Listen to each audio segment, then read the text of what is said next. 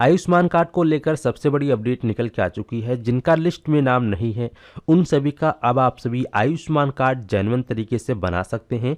आज के इस वीडियो में मैं आपको कंप्लीट प्रोसेस दिखाने वाला हूं कि आप सभी किस प्रकार से बिना लिस्ट वालों का आयुष्मान कार्ड बनाएंगे। स्टेप बाय स्टेप इस वीडियो में एक एक करके दिखाऊंगा, तो वीडियो को शुरू से लेकर अंत तक देखना और एक भी सेकंड को मिस नहीं करना है।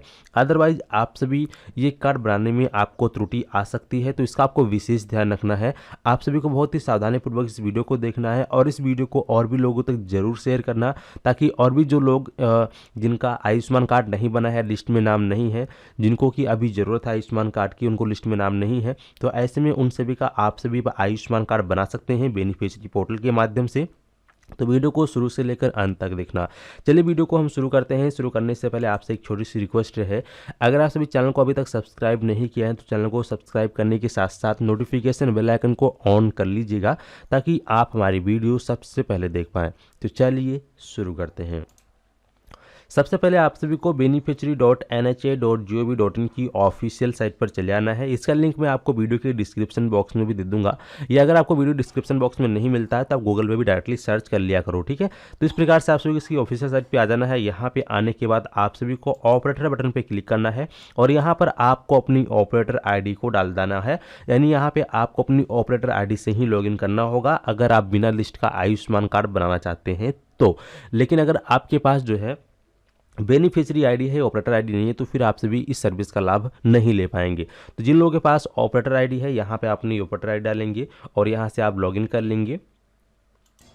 तो जैसा कि आप सभी यहाँ पर देख सकते हैं, मैं अपनी आईडी के माध्यम से इसके अंदर लॉगिन हो चुका हूँ। जब आप लॉगिन हो जाएंगे अपनी ऑपरेटर आईडी से, तो यहाँ पर आप सभी का जो ये ऑपरेटर रहेगा, लिखा रहेगा आपका नाम और ऑपरेटर BIS, ठीक है। तो इस प्रकार से आप इसके अंदर लॉगिन कर जाएंगे। ध्यान रहे, आपका जिस राज्य से आईडी अप्रूवल हुआ है आप उसी राज्य का ही न्यू एनरोलमेंट बना पाएंगे, यानी कि उसका बिना लिस्ट का आयुष्मान कार्ड बना सकते हैं। अगर किसी व्यक्ति का आयुष्मान कार्ड आपको बनाना है और उसका लिस्ट में नाम नहीं है, तो ऐसे में आप सभी उसका जो है बिना लिस्ट का आयुष्मान कार्ड एकदम जेन्युइन तरीके से बना पाएंगे उसके राशन कार्ड के थ्रू, ठीक है। और नया मेंबर भी ऐड कर पाएंगे नए लिस्ट में, ठीक है। तो ये आप खुद से कर सकते हैं, लेकिन ध्यान ये रहे कि आप जिस स्टेट का आयुष्मान कार्ड बना रहे हैं उसी स्टेट का आपका ऑपरेटर आईडी अप्रूवल होना चाहिए, तभी आप इस काम को कर पाएंगे। जैसे कि यहाँ पे देख सकते हैं, ये हमारी जो आईडी है ये गुजरात राज्य से अप्रूवल है।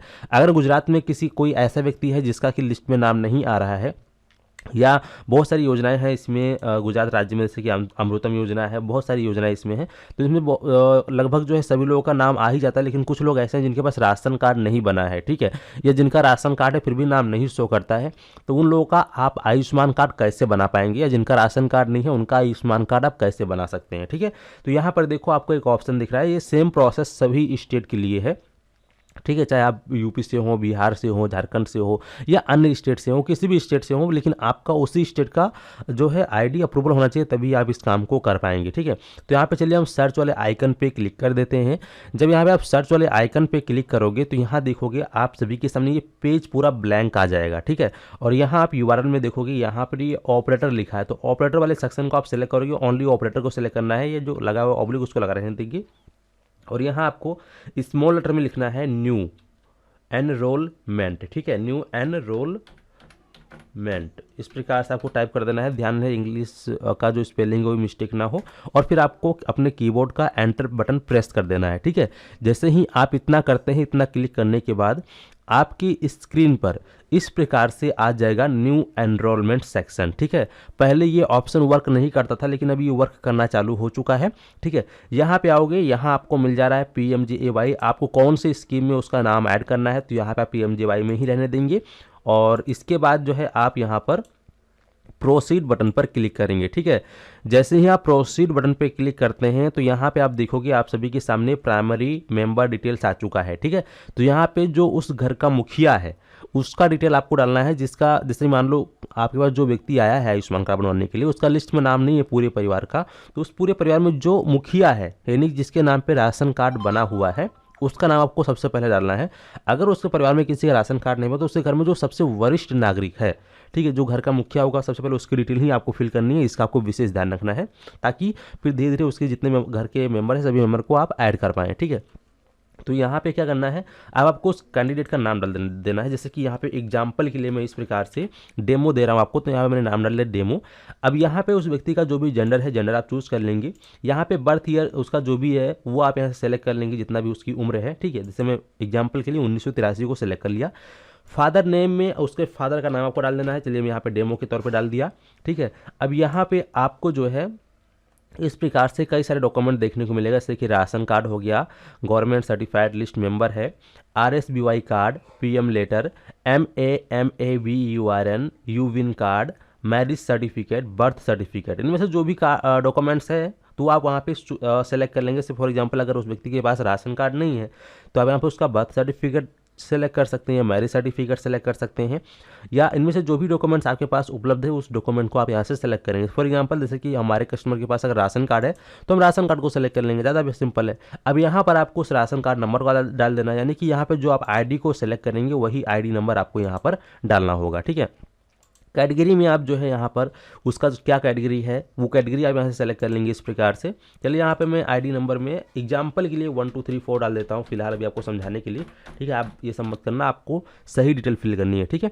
अब इसके बाद यहाँ पर आपको अपलोड कॉपी ऑफ ID, यानी कि आपने जो डॉक्यूमेंट यहाँ पर अपलोड किया, सॉरी जो आपने यहाँ पर डॉक्यूमेंट सेलेक्ट किया है, जो ID नंबर आपने डाला है वही डॉक्यूमेंट आपको यहाँ पर अपलोड करना है। चाहे आप उसको JPG में अपलोड करो, PDF में अपलोड करो, आपकी मर्जी है, लेकिन आपको अपलोड करना है। ध्यान में अपलोड करते समय उसमें जो डिटेल्स है प्रॉपर तरीके से क्लियर दिखनी चाहिए, ठीक है। तो चलिए यहाँ पे हम उस डॉक्यूमेंट को भी अपलोड कर देते हैं।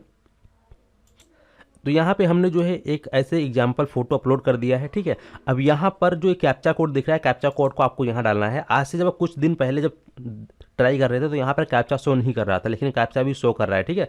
तो जो कैप्चा कोड यहाँ दिख रहा है, इस कैप्चा कोड को आपको इस प्रकार से फिलअप कर लेना है। तो यहाँ पे चलिए हम इस कैप्चा कोड को फिलअप कर लेते हैं इस प्रकार से। हमने कैप्चा जैसे फिल कर लिया, यहाँ पे देखिए ऑप्शन जो है इनेबल हो गया वेरीफाई एलिजिबिलिटी वाला। चलिए हम इस पर क्लिक करते हैं।